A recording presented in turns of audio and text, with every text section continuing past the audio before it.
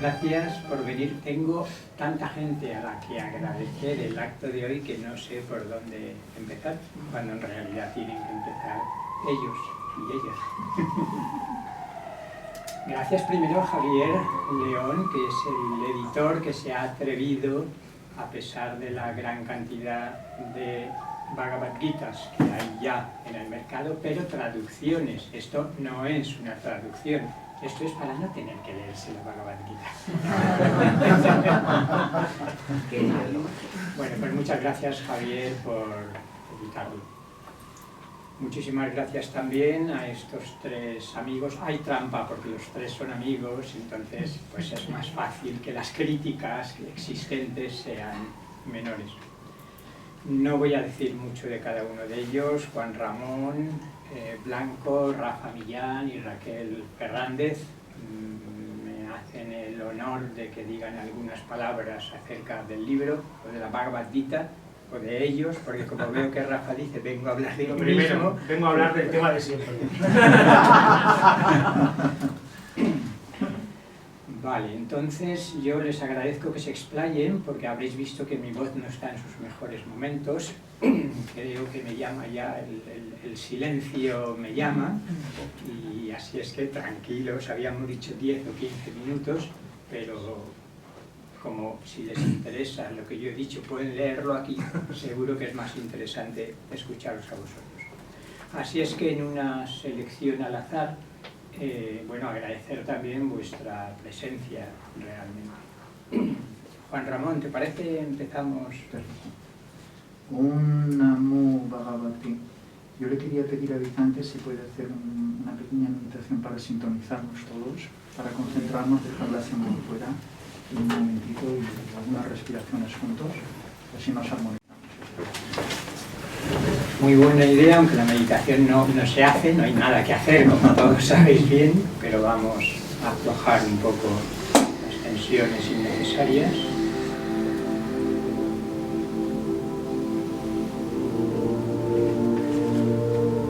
Tomamos conciencia de la respiración.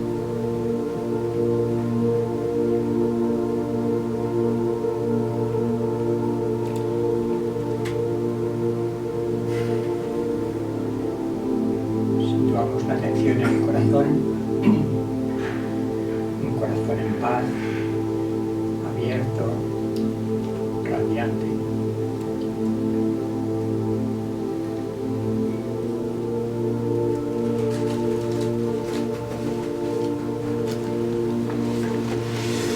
Y una mente que va quedando en calma, en un estado de lucidez silenciosa.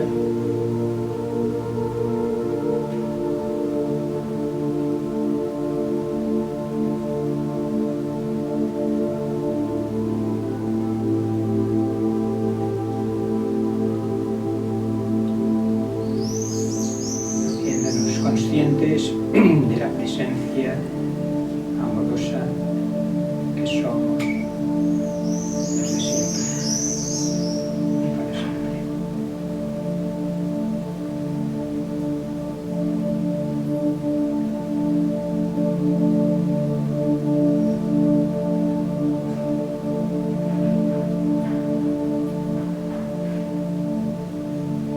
Y así empezamos ya con lo que Juan Ramón quiera contarnos. Quería leer un verso para iniciar del capítulo 18, que es el verso 70, que dice, yo esta pequeña intervención la voy a leer, entre otras cosas porque soy un primerizo y necesito pues estar un poco más atento al guión. El verso 70 dice, quienes entre nosotros estudien este diálogo sobre la ley sagrada, estarán realizando por mi amor el acto de sacrificio que lleva a la sabiduría. Así es como lo veo. Muchísimas gracias a Vicente, a Ecocentro, y también quiero saludar a Gopala, porque a los que no conocéis a Gopala es una auténtica luz, es un hombre con una sabiduría impresionante, y además trabaja en un mundo muy difícil, que es el mundo de los jueces. Está en el mundo de los jueces, el Consejo General del Poder Judicial, es todo un eminencia. Y darle las gracias por haber venido. Muchas gracias. Está un poco desequilibrado esta mesa, como podéis ver, pero no por la ubicación, sino por la sabiduría. Esto es impresionante, ¿no? Porque los dos son doctores en filosofía, entonces, claro, hay que bajar un poquito para poder llegar, ¿no? Estaba recordando que los dos han estado también en una mesa de una tesis doctoral de Hans Ferrer Mohr sobre una obra de Río Remino, con lo cual pues os podéis imaginar el conocimiento y la sabiduría que tienen, ¿no? Tengo un inmenso cariño por Vicente, para mí un amigo y es un gran maestro. Podría decir a lo mejor que me parece que no es una persona sabia con mucha práctica. Eso es para mí Vicente. Empezaré con una frase que he estado meditando estos días, que a lo mejor la Bhagavad Gita no se puede entender adecuadamente en esta época que vivimos.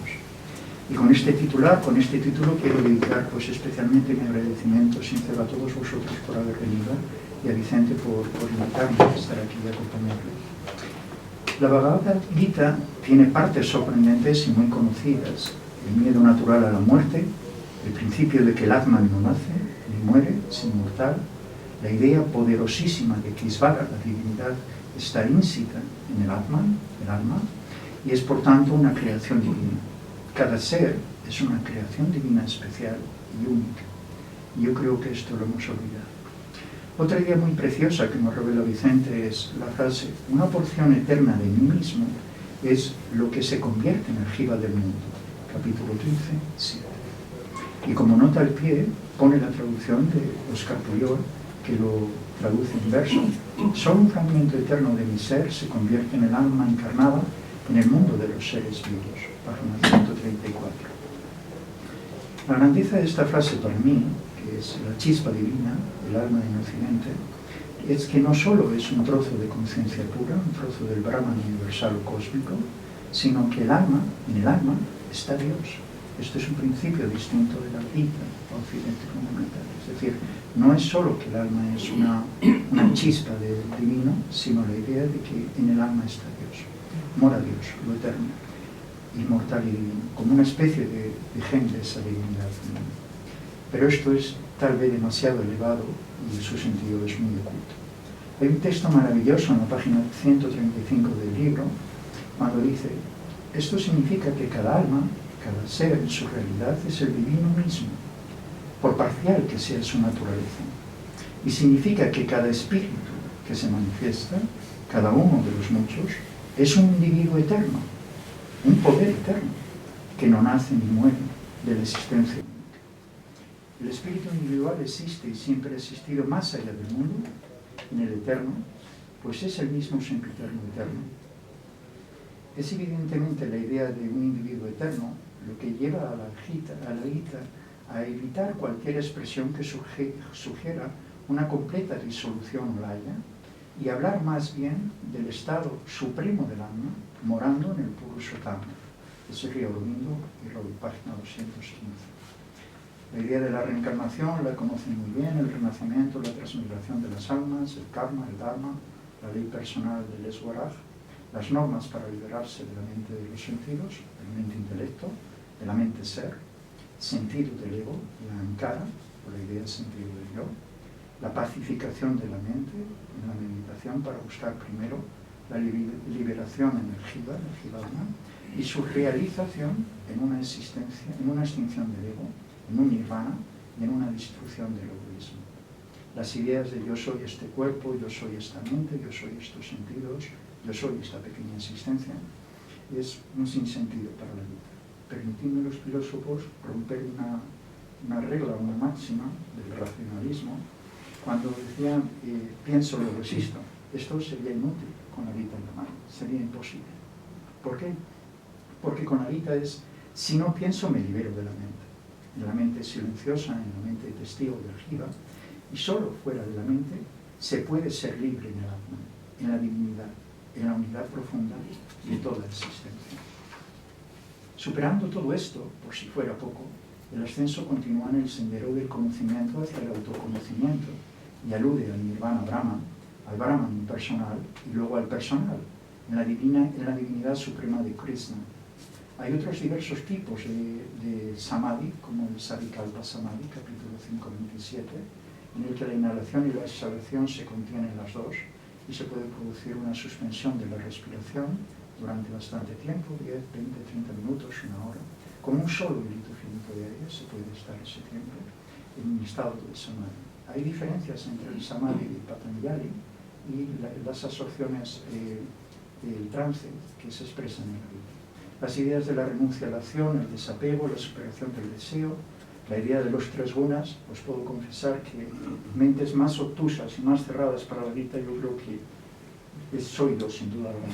Durante muchísimos años ha habido ideas con las que no he podido con ellas. Una es esta, la de las gunas, ¿no? No era capaz de aceptar que toda la existencia humana, toda la psicología humana, se contiene en tres tipos de gunas. Tal vez era porque había mucho de las gunas negativas en las que no quería aceptar y lo iba rechazando. Las ideas del sattva, que son las ideas de las facetas de luz, paz, armonía, felicidad y conocimiento. Rajas, la actividad, el movimiento, la pasión, el impulso, la fuerza, la acción. O la más baja, tamas, la inercia, la oscuridad, la pereza, el insomnio, página 132. Muchísimos otros aspectos muy importantes, como el concepto de igualdad y de ecuanimidad, y esto es una de las partes en las que me quiero centrar a expresarlo. La idea de muéstrate igual en la pérdida y en el logro, en la derrota, en la victoria, en el gusto, en el disgusto, en el placer y el dolor, supera todas las dualidades. Esta ley de igualdad es una de las definiciones más importantes que podría hacer cambiar a la egoísta humanidad hacia el desapego, la disolución del ego y la aniquilación del terrible cinismo inacabable de un egoísmo que está sumido en su propia ignorancia dominante y de una brutal acción violenta de la humanidad, de unos enfrentados contra otros y contra todos. Esa guerra contra todos, para dominarlos, es una idea arraigada en algunas sociedades y estados muy poderosamente. Otro concepto magistral y maravilloso es la denominada ahimsa, la acción no violenta, que está detrás en lo alto del karma yoga, la acción desinteresada, la acción neutral, la acción pacífica sin deseo ni pasión, sin búsqueda de los frutos de la acción. Tienes derecho a la acción, pero no a los frutos de la acción, dice la Biblia. La renuncia es mejor que el placer. El conocimiento te libera. El conocimiento es superior a las obras. Por ello lleva a reconocer que no es uno el que actúa, sino la naturaleza universal y cósmica. Es algo muy complejo, por lo menos para mí, aceptar para esta sociedad occidental, atada al mentalismo, creyendo que por la mente uno se puede liberar. Esto normalmente es buscado para dominar a otros o controlar a los demás, para suponer que uno es mejor que los otros, y no igual o menos que los demás. Humildad, la sencillez de la ecuanimidad mental y de ánimo, busca que se pueda realizar primero un amor por toda la humanidad y luego el entendimiento y la realización de que todas las vidas son uno en el corazón de la divinidad y que la divinidad es una en todos por igual. Otro aspecto enorme de la igualdad ecuánime. Imperturbable, puramente amorosa y respetuosa con todos, a los que no hay que causar daño, dice la Gita, ni de mérito, ni desprecio de ningún tipo, ¿no? Esto además puede hacerse con un amor, una bhakti amorosa, servicial y sencilla. Así es, con esta aniquilación del egoísmo, uno puede empezar a entender que Dios actúa en uno, superando el automatismo de que es la naturaleza universal, la gran matriz, la Prakriti, según la filosofía del Sankhya, una de sus 6 doctrinas del hinduismo, que es la naturaleza universal igual en todos. Una idea para entender esto tal vez incomprensible es poner un ejemplo, que los seres vivientes que habitan en el mar son el mar, no son distintos que el mar. Por lo menos también los peces, los vegetales, todo es el mar en su conjunto. 2 versos de la Gita. Debes saber que la naturaleza, la prakriti, naturaleza y el purusha, espíritu, carecen ambos de principio. Capítulo 13, 19, página 118. quien ve que la Prakriti ejecuta todas las acciones y que el Atman es inactivo, es él. El Atman inactivo, el espíritu, es inactivo, no actúa en el mundo, a pesar que nosotros pensamos que somos los que estamos actuando.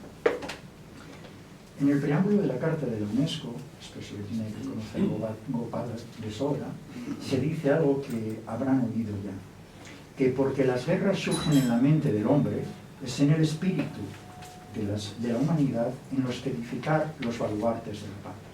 Esta misma frase se inspiró porque quien la inspiró era una persona que tenía una iniciación en el confucianismo y refiere una verdad que también está en la vida, que la guerra surge del egoísmo, del vicio, de la aniquilación de la justicia en el mundo, que es lo que propicia el concepto tan complejo de entender del avatar, la divinidad encarnada en el hombre, en Krishna, en este sagrado texto. Krishna encarna en persona humana para restablecer el equilibrio entre la luz y la oscuridad, entre el bien y el mal, entre los devas y los asuras. A pesar de que se ha dicho que la Gita no es un texto revelado, sin embargo, contiene un verbo profundamente revelador, inspirador y transformador de la conciencia personal en la impersonal. A lo mejor se puede decir en lo transpersonal, en lo supramental, o tal vez en la pluralidad, la multiplicidad y la diversidad del uno. Y desde esa igualdad a la unidad con toda la conciencia en Brahman. Entrar desde la igualdad en la unidad. Esto es lo que nos propone también Sri Aurobindo. Postula una auténtica aniquilación del ego, del falso yo, en la raza y en la especie. Qué cosa más revolucionaria. En el capítulo 6, 29, no se recuerda Vicente, aquel que ve a todos los seres en su propio Atman y a su propio Atman en todos los seres, no querrá separarse jamás de él. Qué bonito esto, ser capaz de ver en tu propio corazón a todos los seres. Esto es una frase profundísima y muy reveladora. Si fuéramos justos, se podría decir que no hay libertad para la humanidad, en tanto todos puedan alcanzar esa libertad espiritual en la igualdad y la dignidad de toda vida humana. Y cuando un hombre ve que el Dios que tiene dentro de él es el mismo Dios que hay en cada uno, ese no daña a sí mismo, no se daña a sí mismo, ni daña a otros. Capítulo 13, 28. Cuando un hombre ve que la infinitud de los diferentes seres reside en uno, y es una evolución del uno, entonces se vuelve uno con el Brahman. 13, 31. Si fuéramos justos, podríamos decir que la ecuanimidad es un valor superior de la especie, un principio universal necesario, milenario, que nos ofrece como una joya y tesoro a la humanidad, la Bhagavad Gita. Si fuéramos justos, diríamos que la justicia más amplia y verdadera se realizará cuando la divinidad se pueda manifestar en la conciencia de todos los seres vivos. Trascendiendo la vida, la mente, la diversidad de almas, credos, religiones, filosofía, son el mismo corazón.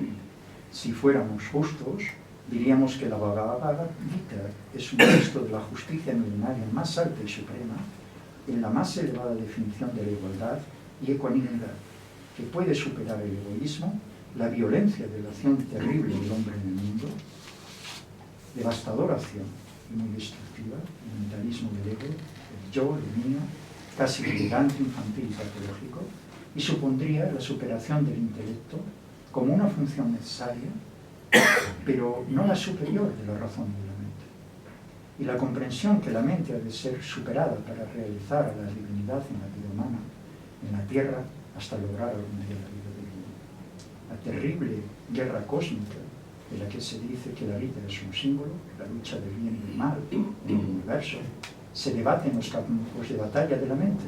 Intelecto, razón, voluntad, mente, sentido, mente, ego y mente subconsciente individual y de la colectividad. Salir de este sueño cósmico de que la mente es la reina de los sentidos, además de una falsedad ideológica y de un autoengaño de tremenda insinceridad, está denunciada como una falacia analítica desde hace varios milenios. Los valores de universalidad de la vida pueden permitir a la humanidad evolucionar a un grado superior de conciencia que el modo decadente de crisis, de ruina mental actual no permite. La universalidad de la Gita puede permitir superar nuevos valores y principios y obtener nuevos principios en derechos humanos, cuando veamos al otro como otro yo, no un contrario, sino mi propia conciencia y la conciencia de Dios en él, y en todo será.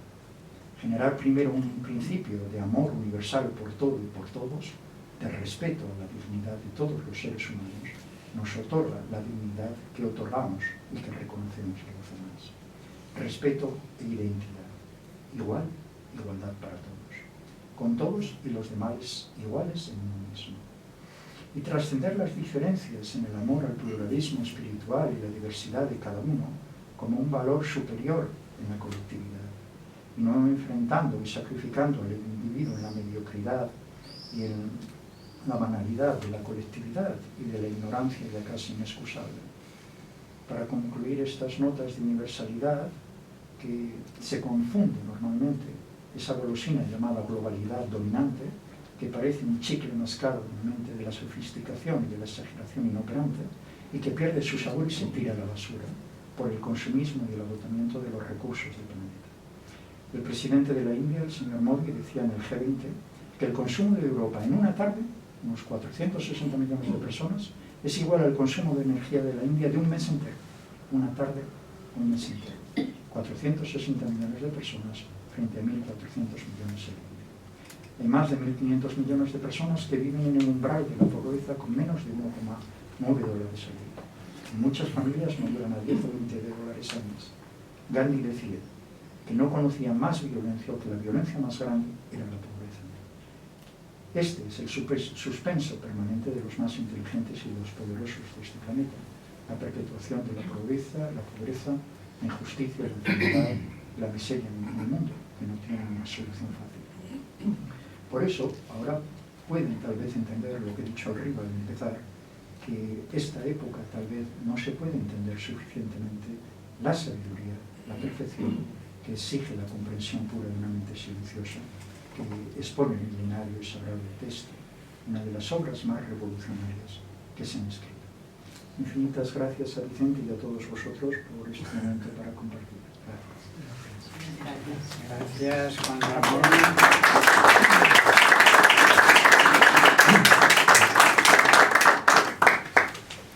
Gracias, antes de dar la palabra a Rafa, también por subsanar mi grave error, olvido de no agradecer también a Ecocentro que nos haya cedido esta hermosa sala, a María, a María José, a Eva, y también a Gopala y a Beatriz Calvo, que fueron intercesores para que esto pudiera suceder. Y a Alfonso a su manera también simularán.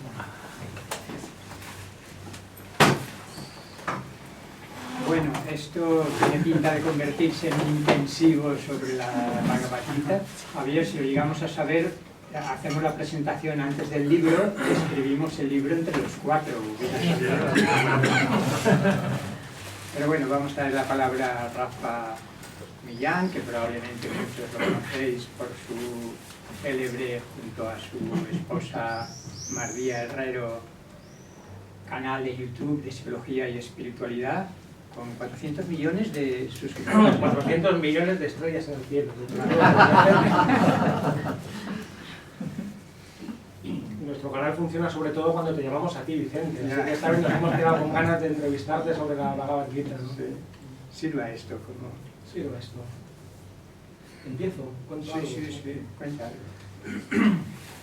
Después de escuchar a Juan Ramón, pues yo me quedo sin palabras, ¿no? Claro, además nos vas como llevando, ¿no? Y con esta nos lo has ido leyendo y nos tocando como los puntos principales de la Bhagavad Gita y del libro de Vicente. Y entonces, de alguna manera, pues ha sido, no sé cómo decir, como acariciando o llevando nuestro corazón, o por lo menos el mío. Y entonces ahora ya me quedo sin palabras, ¿no? Todo esto que traía me la tengo que tirar otra vez. Entonces, ¿de qué puedo hablar yo? ¿No? Pues bueno, yo voy a hablar del monotema, de lo de siempre, como decía Vicente, pues vengo a hablar de mí mismo y de mi mecanismo, ¿no? De mis enfermedades. Leyendo el libro, me venía todo el tiempo, ¿no? Esta idea que los que nos habéis seguido alguna vez, ¿no? En el canal ya conocéis porque lo hemos comentado varias veces, de una extraña enfermedad espiritual que hemos ido desarrollando estos años según hemos ido conociendo pues, a personas de diferentes tradiciones y que hemos llamado así un poco cómicamente la hipermetropía espiritual. en que consiste en que cuando estoy con personas de corazón, como Vicente o Juan Ramón, o ella es que no la conozco. Hola, encantada. Raquel, eso es. Gracias, encantado. Pues eso, Raquel, Juan Ramón o Vicente, me da igual cuál sea como la procedencia, el background o la casilla en la que nos etiquetemos, que uno diga que va de, yo qué sé, de sufí o de hindú o de budista o de cristiano, que al final se me desdibujan esas diferencias, se me desenfocan como con la hipermetropía y solamente veo como unidad, ¿no? Y veo que estamos en el mismo corazón y en la misma cosa, y leyendo el libro es más o menos lo que me ha pasado. No me resisto a hacer una nota sobre este tema de las religiones, ¿no? Que es uno de mis temas favoritos también, hacer una reflexión sobre qué es la religión y cómo la vivimos nosotros. Yo empecé esta reflexión porque una vez tuve una paciente, yo soy psicólogo terapeuta, que me estuvo hablando de Peter Yang, que era a la vez taoísta y cristiano, y me dijo una cosa que a mí me dio mucho que pensar y me hizo reflexionar, porque después de presentarme me dijo, pero no pasa nada, porque el taoísmo es una filosofía y el cristianismo una religión. Y dije, ah, vale, entonces no hay problema. Si el taoísmo fuera una religión, entonces sí que tenemos un problema, ¿no? Entonces, reflexionando al hilo de eso, digo, entonces, ¿qué es una religión? Pues una religión es algo de lo que solo se puede tener uno, ¿no? Yo puedo ser cristiano, o puedo ser musulmán, o puedo ser budista, o puedo ser hindú, ¿no? Pero no puedo ser budista, cristiano, musulmán, ¿no? Sería una cosa muy rara, ¿no? Y esto no encajaba con mi enfermedad, porque a mí se me desdibuja, yo no sé qué soy, no sé si soy cristiano, si soy budista, no lo tengo claro, ¿no? Estoy en ello. Entonces empecé a darme cuenta que había como una forma de pertenencia religiosa un poco exclusiva y exclusivista, ¿no? La pertenencia religiosa con carné, ¿no? Que es algo que yo he intentado, o sea, no es que esto haya sido como un poco mental, ¿no? Que yo he dicho, vamos a ver, quiero deconstruir el término religión, que ahora siempre digo que lo tengo en cuarentena y con mascarilla, porque ya no sé qué significa, sino que es un proceso vital que se ha ido dando en mí, ¿no? Vicente lo sabe, yo he estado 15 años intentando pertenecer a una religión, sacarme el carnet y he fracasado, no lo he conseguido, me ha salido mal. Entonces dije, bueno, a lo mejor es que la religión no es esto, ¿no? Y también en el ámbito del hinduismo, me llama mucho la atención que hablemos de este tipo, ¿no? La Bhagavad Gita, dicen a veces el evangelio mayor del hinduismo. Digo, pero si es que el hinduismo es una matriz riquísima de un montón de tradiciones muy diversas, y sin embargo a lo mejor hablamos de cristianismo, de islam y de judaísmo como si fueran cosas muy diferentes, tres religiones distintas, ¿no? Si desde una mirada a lo mejor desde la India, si la ciencia más bien académica de las religiones comparadas partiera de la India, a lo mejor sería al revés, y tendríamos 10 o 12 religiones en la India y el cristianismo, el islam y el judaísmo, que son casi iguales, nos parecerían una única religión, ¿no? Hablaríamos de abrahamismo o algo así, o de una religión teísta con unas particularidades, ¿no? Pero son casi iguales. Hay pequeñas diferencias. Entonces, si yo me fijo en la diferencia, sería como tener, yo qué sé, como 2 o 3 gemelos y decir, no, es que uno tiene aquí un lunar y así me distingo, otro tiene como la cara un poco más grande, entonces yo puedo al final fijarme en la diferencia y verlos como muy distintos, pero son gemelos, para mí. Y al hilo de qué viene esto, bueno, vamos a ver. Ya es que no me pongo a hablar. Leyendo el libro, me iba pasando esto todo el rato, ¿no? que según yo estaba como leyéndolo, iba encontrando como muchas relaciones, que ahora hay como algunas, entre el sufismo y el hinduismo, o el Sanatana Dharma. Yo no sabía si esto era por la propia visión, claro que sí, ¿no? que hay de la Gita en el libro, o por la visión de Vicente, ¿no? Porque sé que algo que eres, Vicente, para mí, en muchos sentidos, aunque no te guste la palabra, es un maestro. Por lo menos en el sentido clásico del término de un profesor, ¿no? Alguien que sabe y que enseña. Y que además enseña con sinceridad, con autenticidad y de una manera muy concisa y muy concreta, y con esta cortesía especial que tienes, que al menos en este texto se ve y en toda tu obra, que tú intentas quitarte del medio, ser lo más objetivo posible y respetar el texto y la tradición como viene, ¿no? Sin estar intentando, como estoy haciendo yo ahora, como meter lo tuyo todo el rato, ¿no? Sino que lo intentas con objetividad, y esto es de agradecer, ¿no? De hecho, leyendo este libro yo diría que se obtiene una mirada de conjunto, no solo sobre la Bhagavad Gita, sobre cuáles son sus principales temas, las principales interpretaciones que hay sobre el Gita, los puntos incluso de fricción o de debate que puede haber en torno a las interpretaciones del Gita, sino también del hinduismo en general, ¿no? Hay un primer capítulo genial en que lo va situando todo, los principales textos del hinduismo, cuál es el lugar que ocupa el Gita y de qué manera, cómo va evolucionando la historia de las ideas de la India. Entonces, para el que quiera tener esta introducción o esta presentación, un libro esencial y además contado de una manera tan clara que parece que no dices nada. Esto es otra cosa, ¿no? Otro don que tienes una escritura transparente. Que lo vas leyendo y dices, ¿y qué estás diciendo? No dice nada, pero lo dice todo. Tómatelo regular. Esto me recuerda a mí que, no sé, una copla por ahí que habla de la mirada de la mujer morena, que por lo decirlo todo no dice nada, o algo así. No dice nada por decirlo todo, no, pues algo así, ¿no? Lo dice todo, pero parece que no dice nada de lo fácil que entra, ¿no? Porque lo vas leyendo, un libro sesudo, profundo, y lo vas leyendo y como que va entrando solo. Entonces voy a hablar de algunas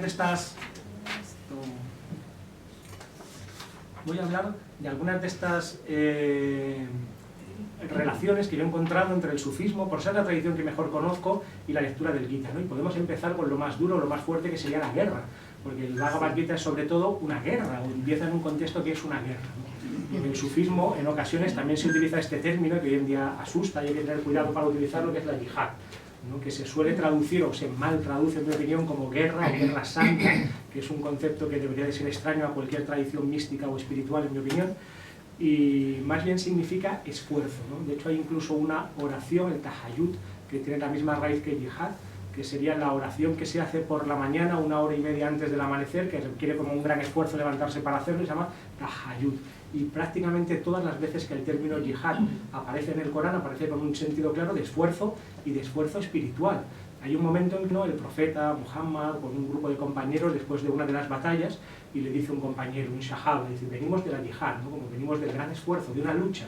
Y el profeta dice, no, eso no es la verdadera yihad, ¿no? La yihad sagila, eso es la pequeña yihad, que en árabe tiene una connotación más bien como una yihad falsa o no verdadera.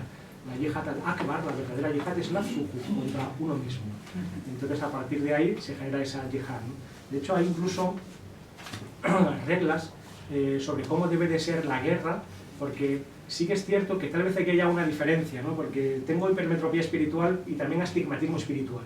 Hay veces que deformo un poco la realidad a gusto del consumidor y veo lo que quiero, ¿no? Esto ya no sé si está bien, pero sí que aquí podríamos hablar de una pequeña diferencia, y es que yo creo que el sufismo, o el islam al menos, no es exactamente pacifista, es pacífico, pero sí hay condiciones o situaciones en que está permitida la guerra o la acción agresiva, ¿no? Que tiene que ser defensiva, justa y proporcionada. Esto en teoría, luego cada uno hace lo que quiere, ¿no? Y aquí yo siempre pongo el mismo ejemplo, ¿no? Yo puedo ser pacifista si alguien me ataca a mí, ¿no? Yo puedo poner la otra mejilla, pero si alguien ataca, yo que sé, a mi hijo o a mi madre, pues a lo mejor ahí no. A lo mejor ahí lo más justo que se puede hacer es, sin esperar frutos o resultados, intentando que no sea desde el ego, pues ir a defender esta situación de manera proporcionada y justa, y cuando acabe el ataque, pues parar, ¿no? Y hay algunas reglas que no sé por qué me apetece comentar sobre cómo debe de darse esta guerra, para que se vea la diferencia entre esta concepción de la guerra y las guerras tremendas, o el terrorismo, lo digamos, que vemos hoy en día, ¿no? Tienen que ser guerras en que no se puede atacar a nadie que no esté en el campo de batalla. Tienen que ser guerras en que no se pueden cegar pozos, es una cosa muy fina esta, o quemar árboles, o dispersar colmenas, o matar animales si no fueran necesarios para alimentar el ejército. O sea, y es una guerra que tiene que ser a espada también, 1 a 1, ¿no? Las armas de fuego estarían prohibidas, está prohibido matar a través del fuego. Esto es una cosa muy curiosa, ¿no? Entonces, claro, esta guerra no tiene nada que ver, ¿no? Y solamente es una guerra siempre defensiva, y a la vez, como en la Bhagavad Gita, ahora entraremos en esto sin esperar los frutos. El segundo punto central que ha comentado Juan Ramón sería la relación o la identidad entre el Atman y el Brahman, ¿no? O Brahman, ¿no? Que aparece todo el rato en la Bhagavad Gita. Bueno, yo creo que esto en el sufismo es evidente, pero no solamente en el sufismo, incluso en la ortodoxia coránica aparece una y otra vez. Por ejemplo, hay un famoso versículo en el que Dios, Allah, hablando en primera persona, dice: estoy más cerca de ti que tu vena yugular, ¿no? O sea, más dentro de mí que mí mismo, ¿no? Más íntimo incluso que mi propio cuerpo. Y en algunos, o todo perece salvo la faz divina, ¿no? La esencia de Dios. Hay hadices dichos autófonos del profeta que para mí son aún más claros, ¿no? Uno que me gusta mucho, un hadith Qudsi, en el que la divinidad habla en primera persona, también por boca del profeta. Dice: ni los cielos ni la tierra pueden contenerme, pero el corazón del mu'min, que se suele traducir como el creyente, pero digamos el ser humano sincero, sí me contiene, ¿no? Y eso está en el corazón humano, como tú decías antes, ¿no? Ese Krishna que habita, o esa divinidad en el interior de todos los corazones, ¿no? Hay otro hadith, otro dicho del profeta, que dice: la verdadera casa de Dios es el corazón humano, ¿no? El calma, el corazón. Bueno, y este que me encanta, ¿no? Casi idéntico al del frontispicio famoso del oráculo de Delfos: quien se conoce a sí mismo, nafsuhu, conoce a su Señor, ¿no? Quien se conoce a sí mismo, conoce a Dios. Incluso en la shahada, lo que también se suele llamar el testimonio de fe, el primer pilar del Islam, que no me gustan estas traducciones, la ilaha illallah, no hay divinidad sino la divinidad. se puede parafrasear de muchas maneras porque la divinidad o Allah tiene diferentes aspectos o atributos que, como la divinidad es una única y simple, valen por la divinidad completa, y en el Corán muchas veces aparece de esta manera, como no hay verdad sino la verdad, no hay amor sino el amor, no hay belleza sino la belleza, no hay ser sino el ser. Y una de las maneras que más se repite en el propio Corán es La ilaha illallah, no hay divinidad, wahdahu la sharika lah, que es uno y sin segundo, sin asociados. No hay otra cosa junto a Dios, no está como Dios por un lado y el hombre, la creación o el ser humano por el otro.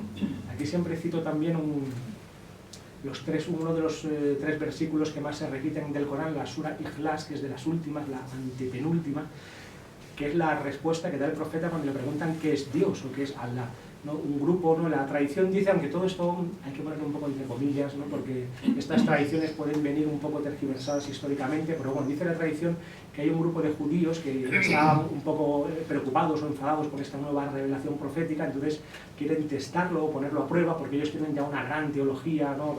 Basada en milenios de judaísmo, y entonces le quieren preguntar al profeta qué es Dios para intentar como que meta la pata teológicamente y poderle pillar por ahí, ¿no? Que es un falso profeta.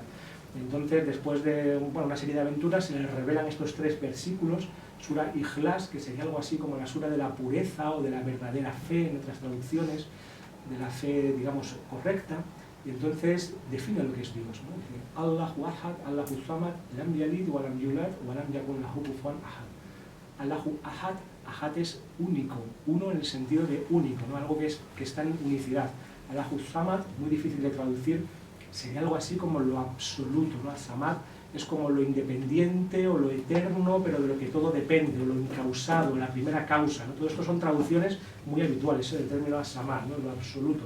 Lam yalid wa lam yulad, esto es muy fuerte. Ni crea, ni ha sido creado. No es un Dios que esté creando una creación fuera de sí o algo parecido. Wa lam yakun lahu kufuwan ahad. Y no hay nada que se le asemeje en su unicidad, no se le puede comparar con nada, o sea, no podemos meterlo en la cabeza, o decir, espera, ya sé lo que es Dios, es como parecido a esto, o es de esta manera, o es de esta forma. Cualquier idea que tengamos de Dios o de lo absoluto es un ídolo que hay que matar, no podemos envasar al Dios al vacío de nuestra mente y de nuestros propios límites, e incluso muchas veces de nuestras propias neurosis, ¿no? Para hacer un Dios como identitario, ¿no? Como el Dios con carne, ¿no? Como decíamos antes, no, pero es que Dios tiene estas características, ¿no? Y de esta manera, o la divinidad, o la religión, o la religión verdadera, ¿no? Que esto me libre Dios de la religión verdadera, tiene estas características, y entonces hay que ir por ahí, ¿no? Todo esto lo cuento para intentar ver como las similaridades que hay con el discurso de Vicente en el libro, de Krishna Arjuna y el mismo que nos acabas de dar tú, ¿no? Que son como cosas primas hermanas. A mí me cuesta ver las diferencias, si me pongo realmente, no sé cómo decir, como místico, ¿no? Intento ir más allá de las palabras mismas, más allá de los contextos culturales y tradicionales, a ver qué están diciendo de verdad estas palabras, qué experiencias están vehiculando y a dónde están apuntando. Y a mí me cuesta ver diferencias, ¿no? Las podemos encontrar si nos ponemos, pero me cuesta verlas. Otro hadith precioso, ¿no? Muy parecido, mira, unas palabras de Krishna en la Bhagavad Gita: los que me adoran con devoción están en mí y yo estoy en ellos, ¿no?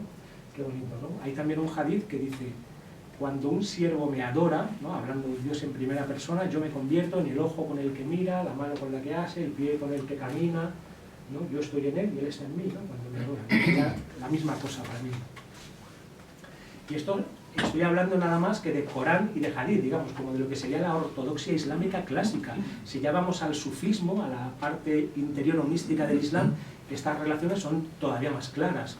Es muy famoso el caso del místico Al-Halaj, ¿no? Que dijo: Ana al-Haq, yo soy Haq, que es como la verdad divina, Dios, ¿no? Podríamos decir, ¿no? Yo soy Dios, que de hecho fue condenado por la ortodoxia de su tiempo por decir esto, ¿no? Otra frase que se le atribuye, como: no hay nada bajo mi manto que no sea divino, que no sea la divinidad, ¿no? Muy fuerte decir esto, ¿sí? Y es muy interesante también la distinción que haces en el libro, ¿no? Entre el Jnana y el Vijnana, no sé si lo digo bien o lo digo fatal, ¿no? Como una espiritualidad, digamos, en que se está buscando un conocimiento que acaba, en el lenguaje sufí, en la extinción en lo divino, que sería la Fannas, o una espiritualidad más integral que acepta también como ese aspecto relativo y hay como una pervivencia de la individualidad en lo absoluto que tú pones en relación, claro, con el Aurobindo, ¿no? Con el Río Aurobindo y con toda, ¿no? Con toda esa teología que lo llamas como la gnosis blanca y la gnosis arcoíris, ¿no? ¿Esta es la idea tuya?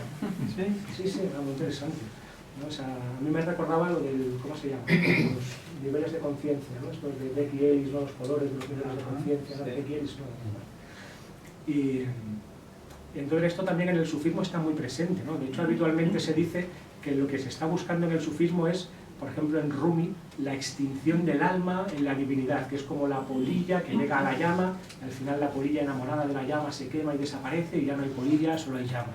Es una de las cosas que se dice. Pero este sería solamente el penúltimo estado, muy similar, en mi opinión, a las estampas famosas del boyero zen, ¿no? Que es cuando va buscando la iluminación el monje zen y que está representado por ese buey que al principio solo se ven como las huellas y poco a poco se le va viendo a medias, hasta que al final la penúltima estampa está vacía, ¿no? Es el sunyata o algo parecido, un samadhi, un vacío absoluto. En el sufismo sería la fana fillah, literalmente fana significa hacerse nada, anonadarse, extinguirse en la divinidad, el anodamiento, pero luego vendría la última etapa, que en el sufismo es clásica, que es la baka, que significa la pervivencia en el anodamiento, ¿no? Que para mí sería como justo esa idea, la última estampa del boyero zen, la vuelta al mercado, donde las cosas vuelven a ser cosas, pero ya en la divinidad, ¿no? Y se da como esa verdadera no dualidad, que somos a la vez lo absoluto y lo relativo. Y de una manera tal vez así un poco, que sé, humildemente lo digo y puedo estar equivocado, a mí me parece que esta es la clave de la espiritualidad sana hoy en día, ¿no? Que había como dos tendencias a salirse como de este equilibrio, que sería o ir hacia una espiritualidad solo de absoluto, en el que estoy buscando el flipe y ya está, o lo contrario, ir a una espiritualidad casi materialista, en que lo que importa es lo que sea, hacer una serie de rituales o estar en pertenencia exclusiva a un determinado grupo, ¿no? El club y el carné otra vez, y no tener en cuenta ambas cosas, ¿no? Que hay que tener en cuenta todas las dimensiones de lo que somos, ¿no? Y yo creo que esto en la Bhagavad Gita también está bien reflejado, ¿no? Ibn Arabi lo dice así, ¿no? Bueno, parafraseándolo libremente, se trata de materializar el espíritu y espiritualizar la materia, ¿no? Entonces yo creo que todo esto tiene que ver con ese nivel de vijnana, de integración, que está sugiriendo todo el tiempo Vicente en el libro, ¿no?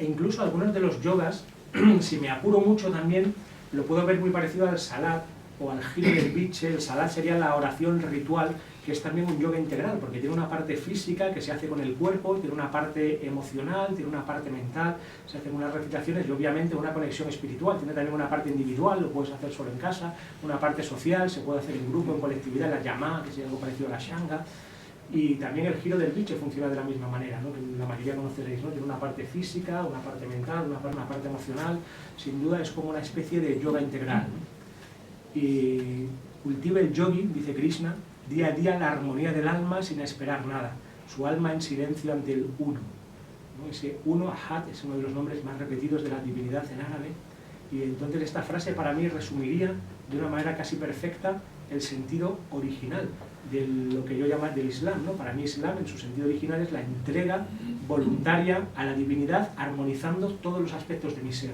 en el que ninguna de las dimensiones en las que soy y existo, desde lo físico, biológico, sexual, emocional, afectivo, ocupe un lugar que no le corresponda, para que todo pueda armónicamente ponerse al servicio del uno. Y el Corán no para de repetir que el recuerdo de la divinidad, el recuerdo de la unidad, que es el zikr, ¿no? La práctica básica del sufismo, el zikr Allah, el recuerdo de Dios, es la práctica principal que nos lleva al mayor estado o a la mayor purificación del alma.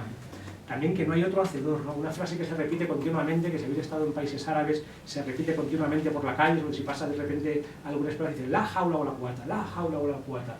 No hay poder ni causa illa billah, excepto la divinidad, ¿no? Allah. La jaula o la cuata, no hay poder, no hay causa, no hay fuerza, excepto la de la divinidad, no hay otra causa, otro causante, ¿no? Y pensar que uno de alguna manera es el causante de la acción o esperar los frutos de la acción, en el Islam sería un shirk, es decir, un pecado de asociación, poner a otra cosa en el lugar del Dios, hacer un ídolo de mí mismo porque yo tengo un valor causal a través de mi acción y yo estoy haciendo algo que sale fuera del plan de Dios. Eso sería como impensable, ¿no? Sería como el pecado mayor en el sufismo o en el Islam.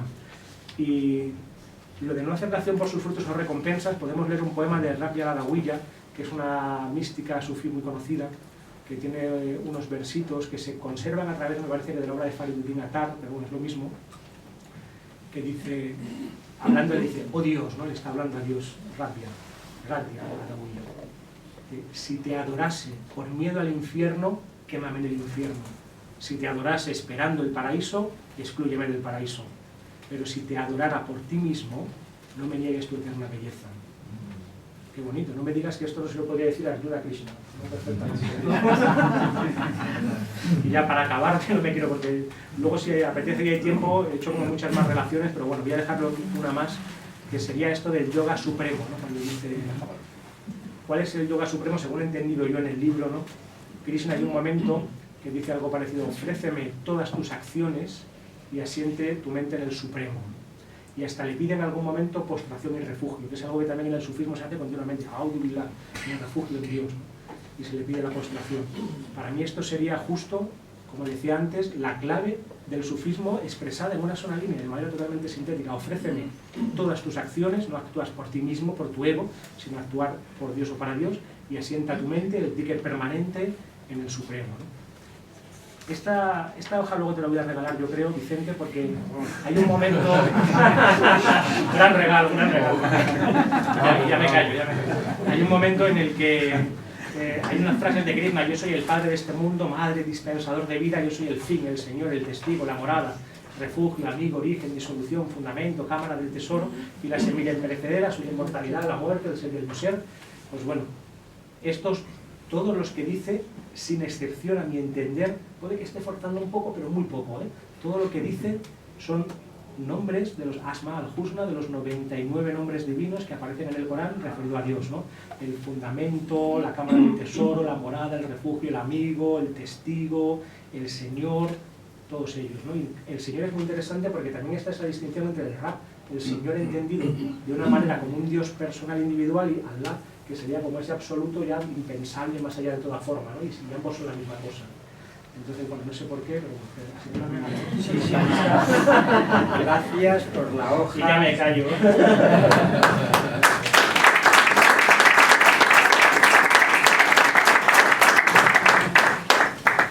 Gracias por este precioso gesto. Nos vemos pronto. Por este gesto de espiritualidad transreligiosa y de hermandad transversal. Eso, hermandad transversal. Estamos ahora desarrollando esa idea, ¿no? Una hermandad transversal, más allá de la forma, ¿no? Sí.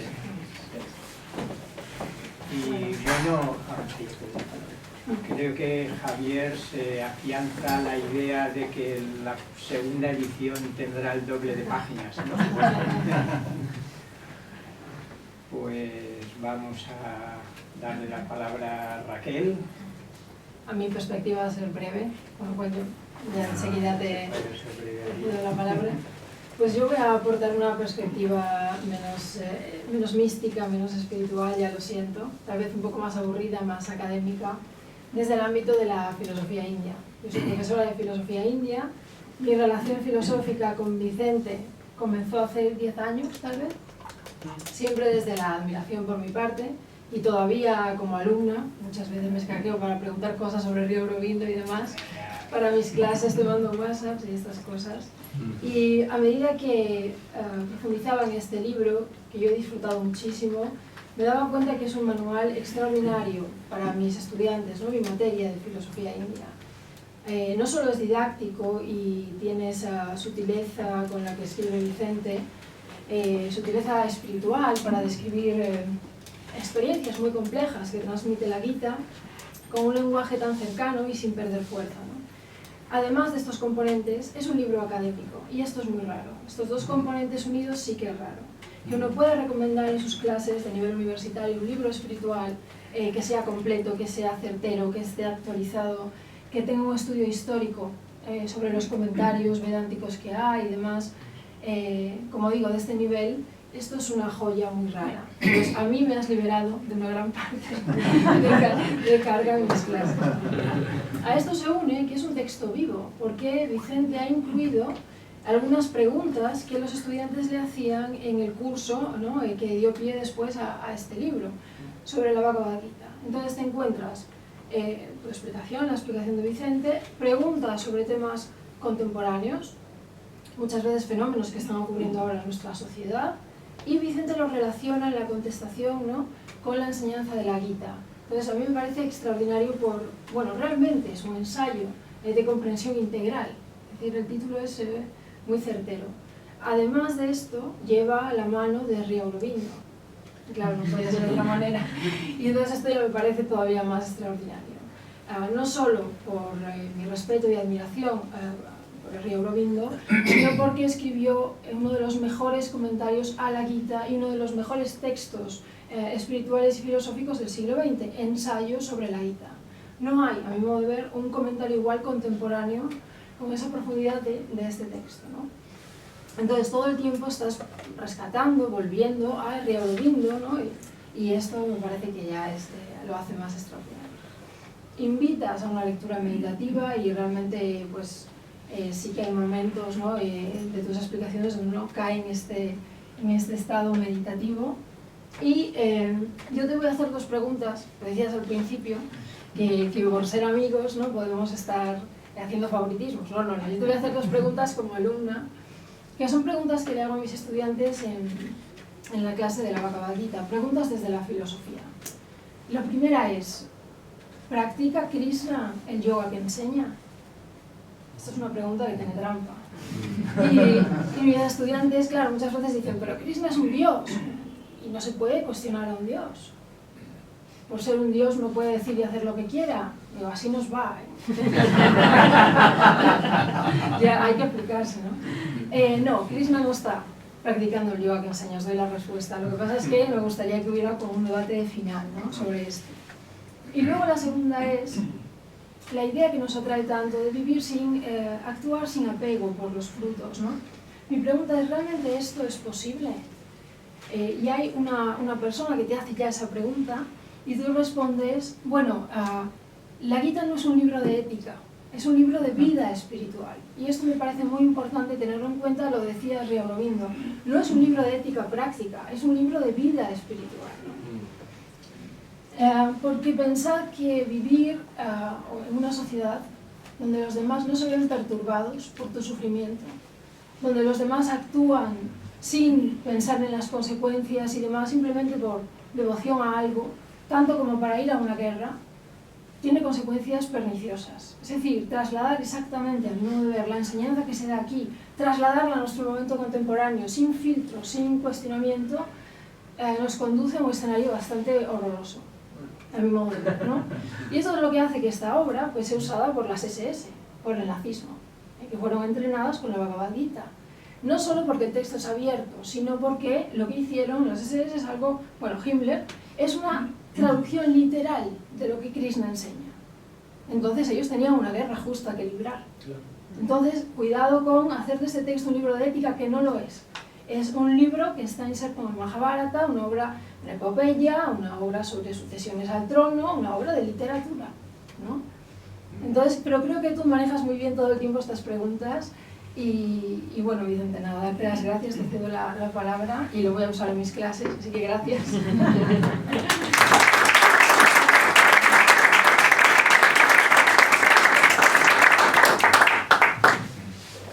Bueno, creo que se está haciendo la hora de irnos.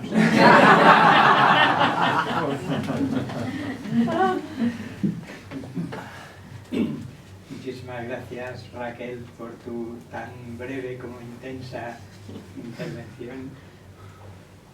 Creo que voy a empezar por las dos preguntas, aunque a la primera ya le has dado la respuesta. Bueno, pero porque claro, ¿qué significa si Krishna está practicando la enseñanza que afirma? ¿En qué sentido dirías, a devolver la pregunta, que no lo practica? Porque claro, si entendemos que, como sabéis, aquí está siendo el símbolo, la representación y hasta la encarnación del espíritu infinito, Purushottama, que es las grandes aportaciones de la Bhagavad Gita, y después de la recreación que hace Ría Aurobindo.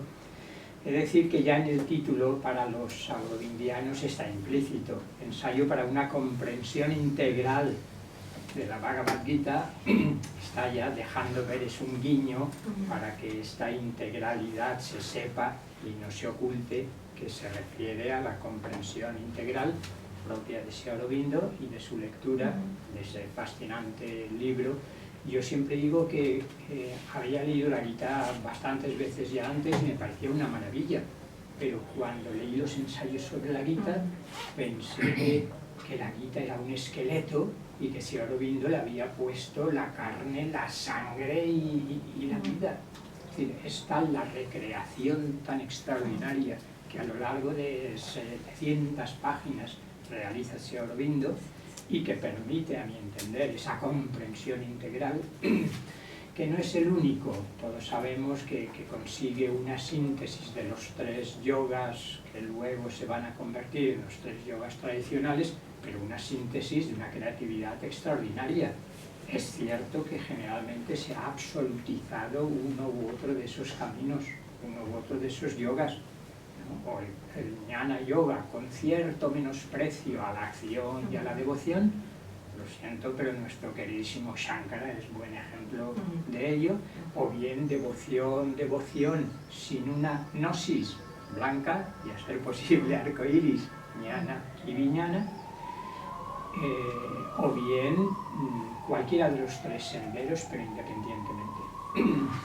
Yo creo que después de una lectura integral nos parece tan obvio, no solo que la Bhagavad Gita los integra, sino que se está remitiendo a las 3 facultades fundamentales del ser humano. Está hablando del Karma Yoga, la acción tiene su raíz en la volición, la voluntad. Por tanto, voluntad, cognición, la dimensión cognitiva del ser humano, Jnana Yoga, Vijnana Yoga, y afectividad transpersonal, se me ocurre llamarlo. Por tanto, esa síntesis es la síntesis del ser humano, de un ser humano él mismo, integral, no solo capaz de una comprensión integral.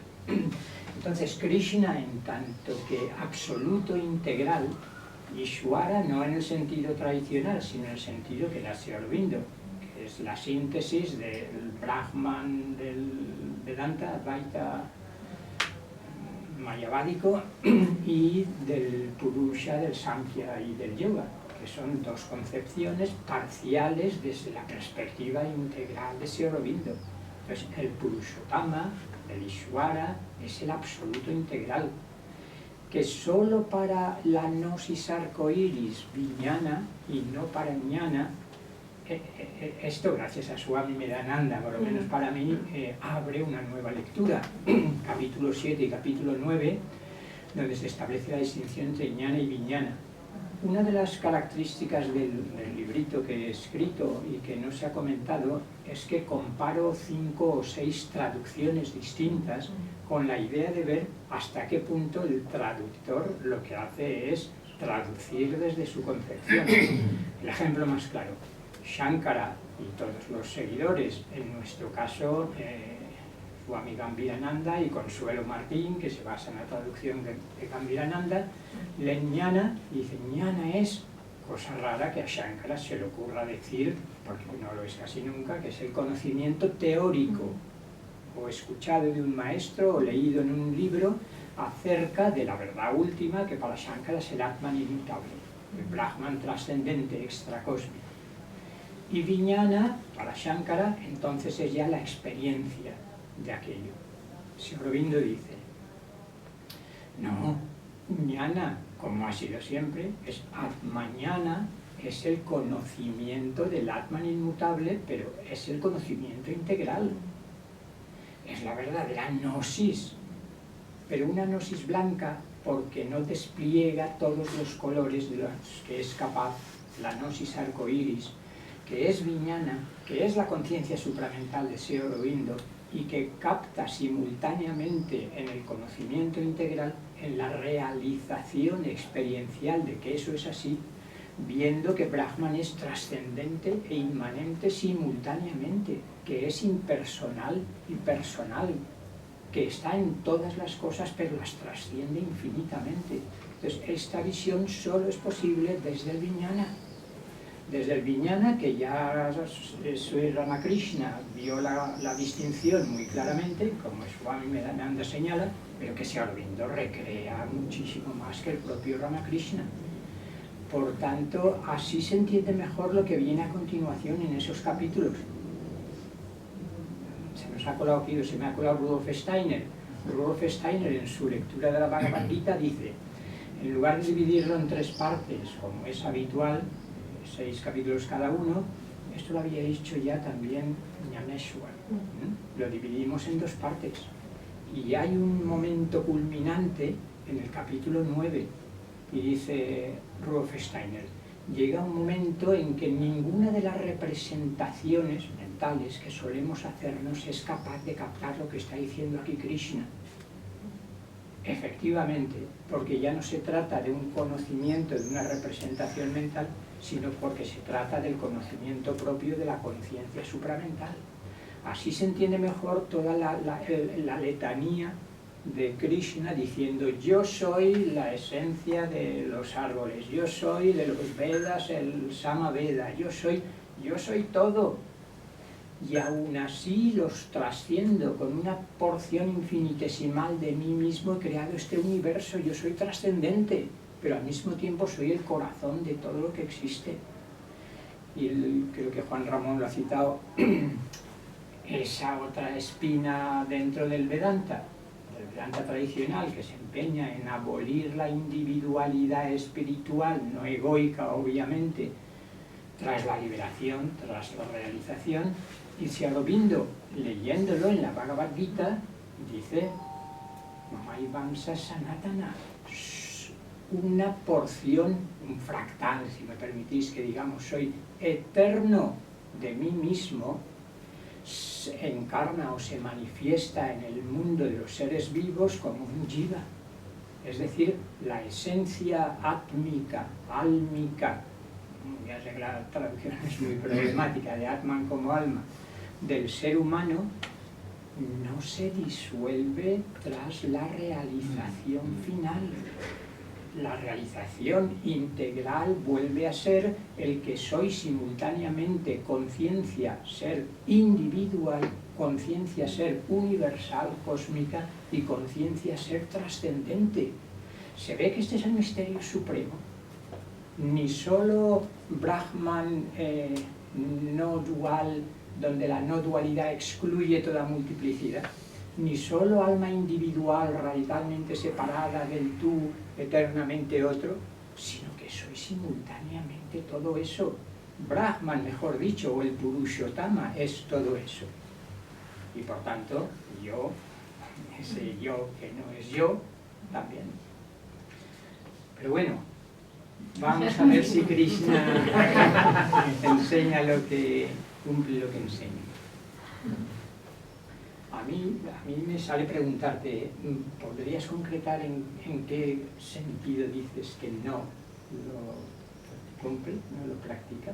Pues en 2 sentidos. Sí. Uno de ellos es que, como la Bhagavad Gita son 18 capítulos, ¿no?, de esa obra que es el Mahabharata, una obra muy extensa, Krishna es un personaje que tiene su vida propia y su transformación a lo largo del Mahabharata.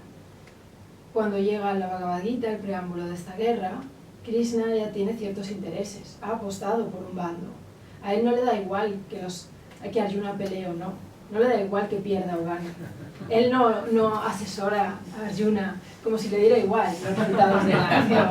Krishna va a darlo todo, va a hacer trampas después de esto, va a hacer cosas muy cuestionables después de esta guerra para que ellos ganen.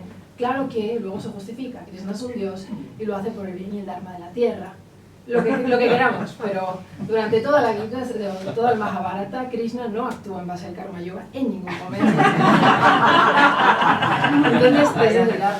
Y luego que Krishna está practicando en la Bhagavad Gita, como esto es un yoga narrativo, está practicando eso que has contado el Purushottama cuando se manifiesta en los seres, ¿no? Una forma que es Vibhuti Yoga, que lo mencionas, ¿no?, las manifestaciones divinas en el libro, que se llama así, ¿no? El capítulo 10 aparece como 8 o 9 veces la palabra Vibhuti, poder. El yoga, cuando Krishna habla de su yoga, en la Bhagavad Gita, yoga se traduce por magia en las traducciones que tenemos en español y en inglés. Entonces, cuando uno lo lee, a veces no nos damos cuenta de que esa palabra es yoga. Krishna está diciendo, mira mi magia, mira el velo de mi magia, es yoga maya. Váyame Aishvaram, mira mi magia portentosa, traducen, pero es mira mi yoga portentoso. El yoga de Krishna es la capacidad que tiene, ¿no?, de cambiar de cuerpo, de poderes mágicos, y no es lo que le está enseñando a Arjuna, pero sobre todo aquí es un tramposo. Lo digo con cariño. Totalmente. Bueno, si yo puedo llevar como el asco a mi sardina otra vez, a lo mejor es un poco pesado antes, pero voy a serlo un poco más. La comparación con el sufismo, desde una respuesta como espiritual a esta pregunta que yo me estaba haciendo desde una perspectiva estrictamente mística y personal, recuerdo algo que también encaja mucho con algunas de los comentarios de Krishna en la Bhagavad Gita, que es que se suele decir en el sufismo, ¿no?, que Dios es lo buscado, Dios es el buscador y Dios son los 70.000 velos que separan a Dios de Dios, ¿no? De tal manera que Dios a la vez está haciendo la práctica, y muchas veces hace la pregunta también, ¿no?, ¿y Dios necesita la oración? ¿Hace Dios no? ¿Hace Dios el salat? ¿Hace Dios las prácticas espirituales? Él lo necesita, y claro, desde el punto de vista de lo absoluto no lo necesita, no podemos hacer nada que Dios necesite de nosotros, ni darle nada, ni hacerlo como más perfecto, más grande, más completo en ningún modo, pero desde el punto de vista de que Dios es también el buscador y los velos, está a través de permanente práctica, ¿no? Son ambas cosas a la vez.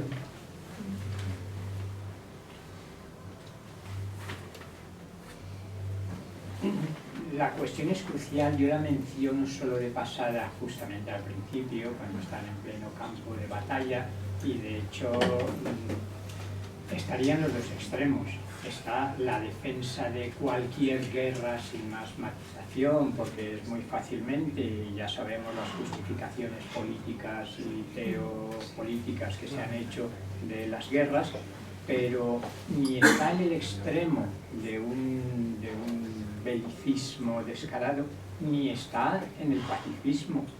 Lo que comentabais, Raquel, la Bhagavad Gita ha sido utilizada en muchísimas ocasiones, contra los británicos también. Muchos de los nacionalistas indios, entre los cuales podríamos situar a Sri Aurobindo, leen la Bhagavad Gita, y aquí es donde creo que son necesarios los matices.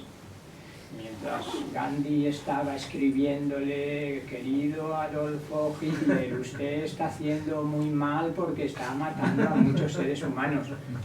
Si Aurobindo se ponía de parte explícitamente, públicamente, de los aliados, como digo aquí, no porque se creyera que eran devas encarnados, sino porque veía con una visión muy profunda el abismo hacia el que se conducía la humanidad si el nazismo salía vencedor. Entonces yo leería ese término medio de esa manera.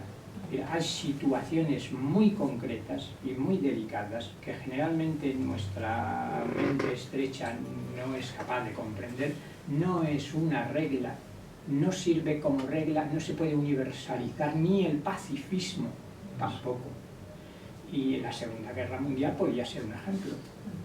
Es decir, hay situaciones en las que, lo siento mucho, ahora estoy presentando la visión de Sri Aurobindo, pero he de confesar que me identifico bastante. En momentos muy contados, si están atacando a mi hijo, por ejemplo, o si están destrozando cruelmente un país, un pueblo, un genocidio, pues no sé, simplemente quedarme diciendo no hagan eso, yo soy pacifista, protesto. Bueno, este creo que es el término medio de Krishna y el Sri Aurobindo. Entonces, claro, no voy a embarcarme en una especulación metafísica de suponiendo que Krishna sea realmente el espíritu supremo, hasta qué punto lo que está haciendo no es más que describir qué es lo que va a suceder en el orden cósmico. Y entonces le está diciendo, Arjuna, ¿no ves capítulo 11 cuando se produce, le abre el ajna y le concede la visión divina?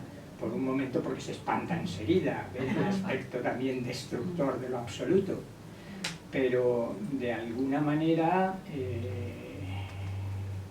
podría estar describiendo lo que va a suceder según el orden cósmico, o incluso, ¿por qué no decirlo?, apostando porque para que el Dharma no desfallezca más, sean los Pándavas quienes ganan. La segunda cuestión, ¿cuál era? pues un poco a qué nos conduciría, ¿no? Llevar literalmente la idea de que uno actúe totalmente sin verse perturbado por el sufrimiento del otro, nadie muere ni es matado. Si hacemos esto un texto de ética, pues está relacionado, ¿no? Claro, es un ideal muy elevado el que está presentando Krishna. Es como un ideal regulativo, podríamos decir, kantianamente, y uno llega hasta donde llega, pero está proponiendo efectivamente, yo antes solía decir solo el actuar por deber, que no es la deontología kantiana, es por deber y por amor simultáneamente. Es decir, la esencia del karma yoga, también podríamos criticar la estrechez de la asunción del sistema de castas cuando se está hablando del dharma. Entonces, como tú has nacido en la casta de los kshatriyas, y los príncipes y los reyes y los guerreros tienen que guerrear, pues Krishna, tu dharma es guerrear.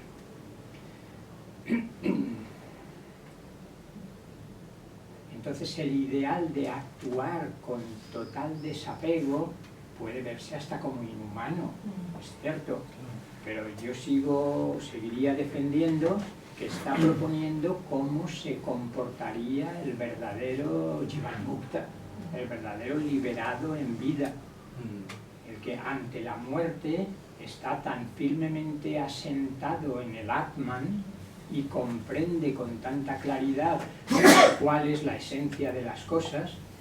Y en ese sentido, esas palabras que suelen sonar tan crueles de ni puedes matar a nadie porque el Atman no muere, esto se puede manipular de una manera clarísima, pero no necesariamente invalida la esencia del argumento.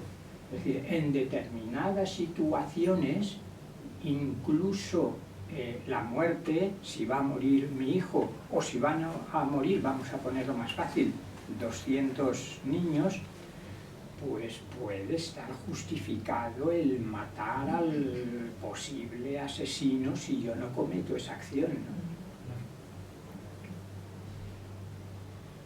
Bueno, quizás le damos la palabra al público también, que hay muchos sabios y sabias por aquí entre nosotros, para que podáis expresar lo que queráis, o vuestras lecturas de la Gita, los que ya la habéis leído, y seguro que sois una mayoría, o cualquier otra observación que queráis hacer, porque además no controlo el tiempo, pero a las 8:30 creo que nos habían dicho que teníamos que irnos, y son las 8:20.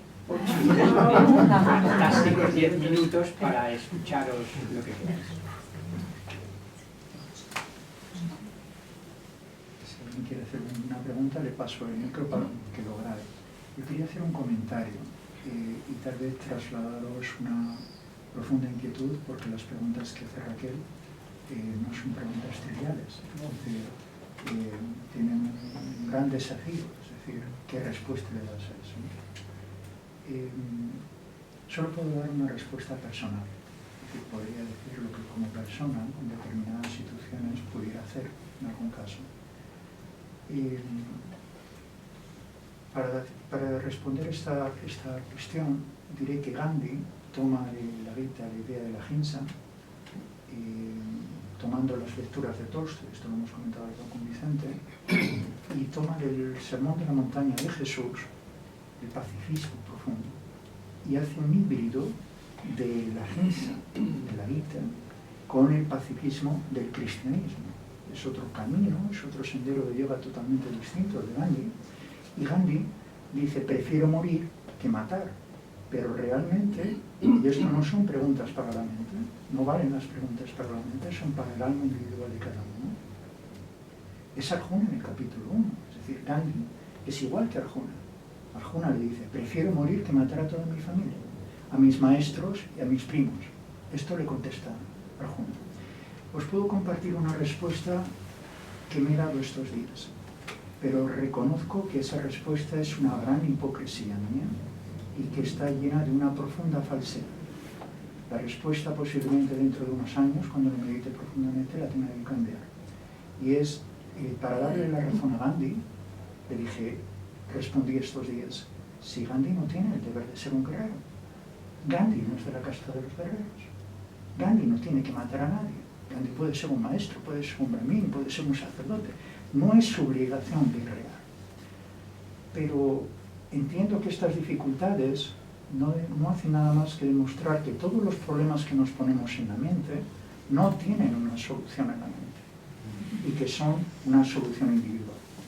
En algunos casos, personalmente, yo he tenido esta dificultad y me he pasado años sin entender la Gita, y ha sido cuando he removido toda mi conciencia, he dicho, me voy a guiar solamente por la respuesta de Sri Aurobindo en los ensayos de la Gita, porque reconocía que el pacifismo de Occidente es una profunda violencia también. Es decir, muchos movimientos pacifistas tienen una profunda violencia interna, y uno no es juez de toda la humanidad. Uno no se puede situar como juez de todos los demás, sino solo de tus propios actos. Por lo tanto, la respuesta para mí es una elección individual, es una elección personal de qué harías en cada uno de los campos. No soy guerrero, pero no sé lo que puede ser eso, pero solo puedo hacer mirar a otro lado. Es decir, como ser humano ante tanto dolor, tanto sufrimiento, solo puedo mirar a otro lado. Puedo cerrar los ojos porque no tengo respuesta. Y no tengo compasión ni siquiera para entender todo ese sufrimiento que hay en el mundo de mi vida.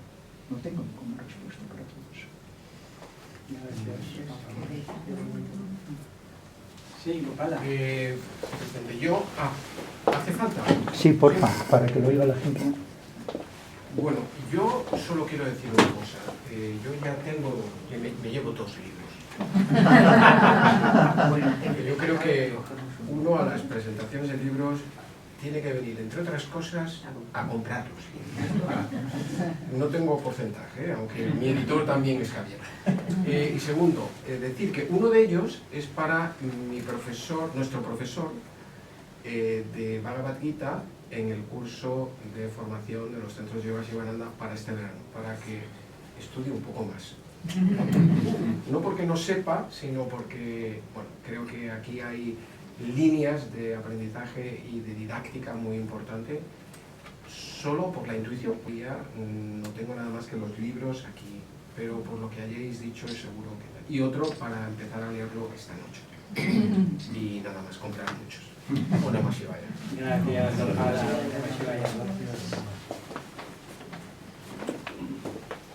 3 minutos y medio nos quedan, ¿no, Eva?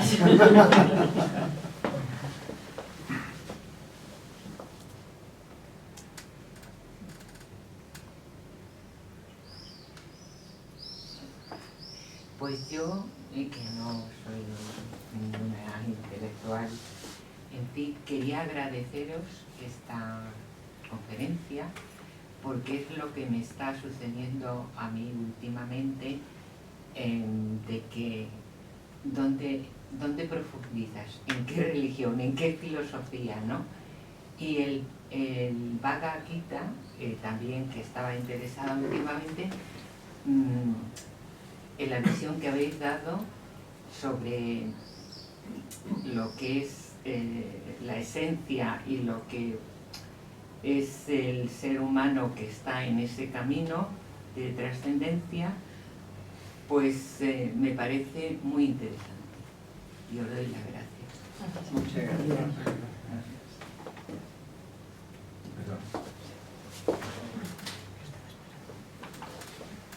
Yo como lo veo es que ante la pregunta de qué hacer ante una situación determinada conflictiva, van a matar a mi hijo, van a tal, creo que no hay respuesta, no hay respuesta previa. Yo creo que no hay recetas, depende de dónde se sitúe uno en ese momento. Además, no hace falta llegar a situaciones extremas, sino en el día a día, cada momento hay que tomar decisiones, algunas más conflictivas, ¿no? Pero yo creo que siempre, como enseñaba Blake, el tema está en dónde te colocas, desde dónde actúas. Esa es la clave. No, nadie te puede decir, pues hay que hacer esto, hay que hacer lo otro. No, depende. Depende de si verdaderamente pones tu identidad en Arjuna, o por así decirlo, algo. Yo lo veo así, es un ejercicio. Gracias. Gracias, Antonio. Sí, porque todos somos muy pacifistas hasta que alguien nos hace una película con el coche. Y ahí es donde te colocas. Ahí es donde te ves. ¿Dónde te colocas? Pasan las emociones, pues ya te puedes haber contado. Sí, sí, sí. Pero que de hecho Raquel es muy interesante y muy importante, verlo también, ver el aspecto mitológico también en el mejor y en el peor sentido que hay en el texto, inevitablemente, y en todo texto sagrado antiguo. Iba a decir que este apunte, ¿no? De que ante una circunstancia pues muchas veces no te pueden decir o dar una directriz clave, tienes que hacer esto, tienes que hacer esto otro. Eso se acorde con la Bhagavad Gita cuando Arjuna lo que le está pidiendo a Krishna al comenzar es un dharma, no sé qué hacer en esta situación, dime por dónde debo ir, ¿no? Y Krishna le dice, no, esto lo tienes que encontrar tú, y de ahí vienen 18 capítulos, donde cada capítulo es un yoga, para que Arjuna recupere, que son las últimas palabras de Arjuna en la Gita, el engaño, o sea, disuelto y recuperado Smriti, la memoria, la atención, la conciencia. Hubiera sido tan sencillo como una estrofa decirle a Arjuna, ¿quieres un dharma? Haz esto. Claro. Pero esta no era, claro, entonces es un poco, ¿no? Yo creo que en tu lectura, cuando a veces habla de algo divino, es lo viendo cómo lo lleva, pues es recolocarte en el ámbito divino. A veces nos cuesta escuchar esa voz, pero de eso se trata, desde dónde actúas. Claro, es que el secreto supremo es Islam. El secreto supremo es sumisión, en buen sentido de palabra, Claro. entrega voluntaria total a lo divino. Al maestro interior, ¿no? A lo divino, A lo divino. que está en interior. El maestro externo, el maestro interior, sumisión. No al catecismo. Exacto, de no una a un ser religión humano, en mi determinada. opinión. Nunca un ser Claro, humano. claro.